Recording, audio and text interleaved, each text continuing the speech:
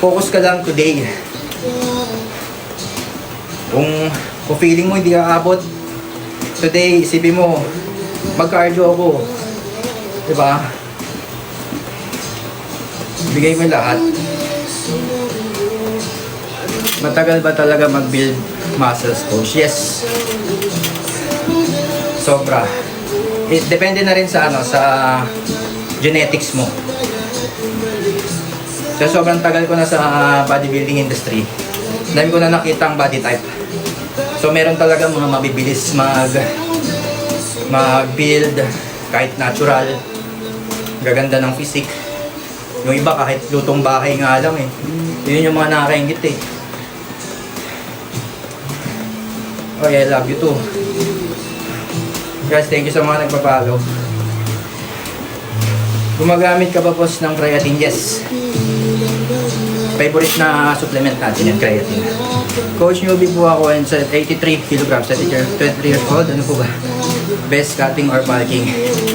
It depends kung ano yung tsura ng katawan mo ngayon. If para sa'yo mataas yung body fat mo, ikat mo. Pero kung ang goal mo is, kung ang long term goal mo is magpalaki talaga, gusto mo maganda size mo, pwede ka naman mag-bulk.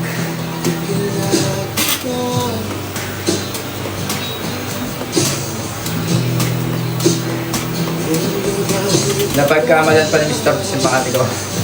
Baka naman yung Mr. Simpatiko. Okay. Ano yung treadmill mo, Lods? Kemling. Physique check, coach. Mahirap mag-physique check ngayon. Nagka-cardio pa ako eh.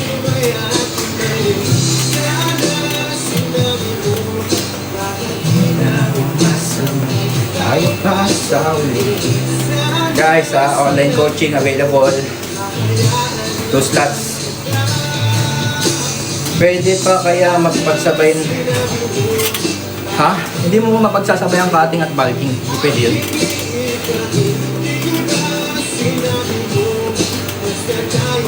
Parang mat lang yan. Hindi mo pwedeng pagsabay ng plus tsaka minus. Coach, pwede paturo ng simple routine ng men's physique. Kaya guys, pag kung maabot ka sa dulo ng live ko, maya, mag-posting ako. Kaso, mga 5:30 pa matatapos yung walking ko. Cardio ko. Ano po workout niya sa front delts? Actually, hindi ako masyado nag-workout ng front delts. More on side talaga focus ko. Since yung front delts kasi is na-workout na natin during chest.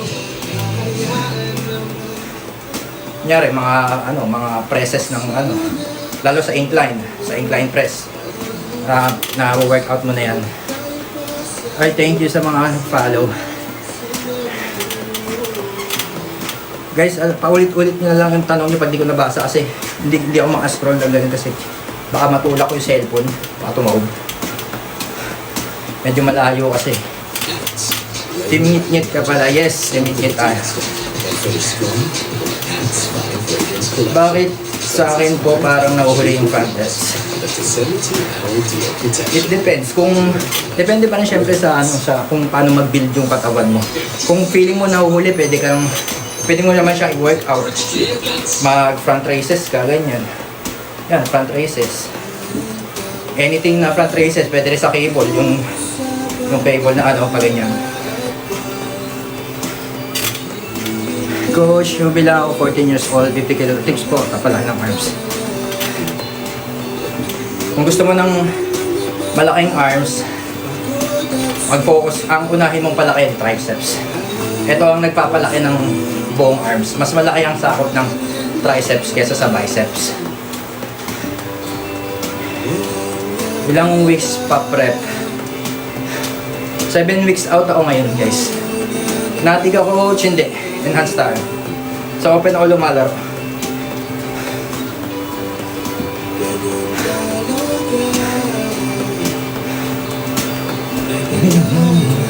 Coach, how many months po bago lumabas muscle kung depende rin. Pwedeng 6 months, 5 months, ganyan.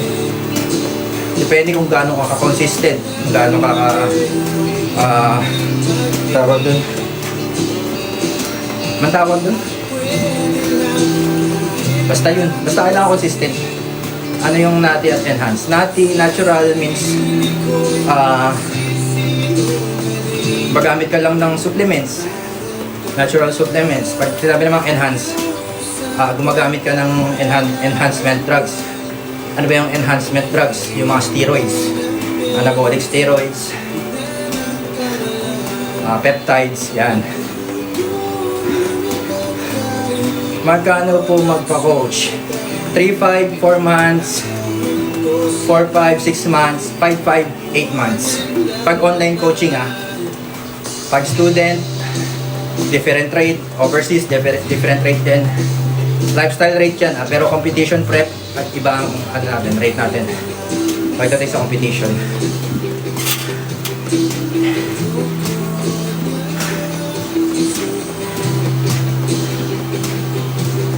Peptides, enhanced na ba yun or mild lang? Walang mild. Walang ganun guys. Walang mild. It's either natural or enhanced. Pag naka-peptides ka, hindi ka na-recognize ng mga federation, natural federation as natural. Goods lang ba pag sa batas nga hindi yung goods Idol, mas okay ba more set or till failure?